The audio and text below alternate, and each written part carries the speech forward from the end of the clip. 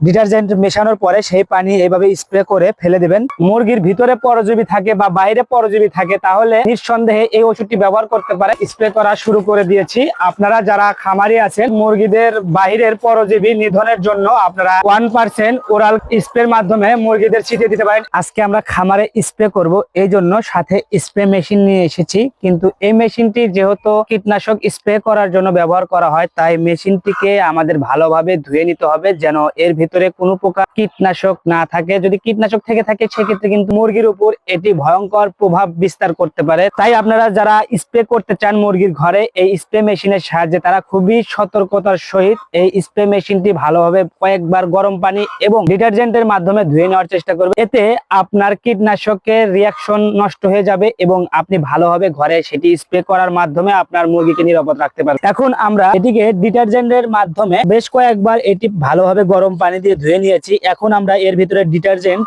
ঢেলে দিচ্ছি। ডিটারজেন্ট ঢেলে দেওয়ার পরে কিন্তু আমরা সুন্দরভাবে এটিকে ঝাঁকিয়ে এক জায়গায় মিশ্রিত করে নেব এবং পরবর্তীতে সেটি স্প্রে করে বাইরে ফেলে দেব। ডিটারজেন্ট মেশানোর পরে সেই পানি এইভাবে স্প্রে করে ফেলে দেবেন যেন এই যে নলটি আছে এই নলের ভিতরে যত কীটনাশক ব্যবহার করা হয়েছে এর ভিতরেও কিন্তু আপনার কীটনাশকের ছিটে ফোঁটা আছে, সেগুলো যেন নষ্ট হয়ে যায়, তার কার্যক্ষমতা যেন নষ্ট হয়ে যায়। তাছাড়া কিন্তু আপনার মুরগি ব্যাপক ক্ষতির মুখে পড়তে পারে। এই মেশিনে পানি ভরে নিচ্ছি। এরপরে আমরা যে কাজটি করব সেটি হচ্ছে আমরা ওষুধ সরবরাহ করে নেব। এখন আমরা যে ওষুধটি মেশাবো সেটি হচ্ছে 1% ওরাল।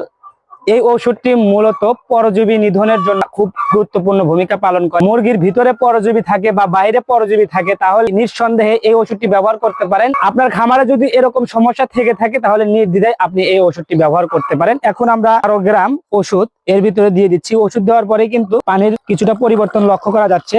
এখন আমাদের যে কাজটি করতে হবে সেটি হচ্ছে এই মেশিনটির ভিতরে যে পানি আছে এবং আমরা যে ওষুধ দিলাম এই দুটিকে একসাথে ভালোভাবে মিশ্রিত করে নিতে হবে। ভালো মিশ্রণ না হলে কিন্তু ওষুধ ভালোভাবে কাজ করবে না। আমরা সুন্দরভাবে এটিকে ঝাঁকিয়ে মিশ্রণ করে নিলাম। এখন আমরা যাব শেডের ভিতর। স্প্রে করা শুরু করে দিয়েছি।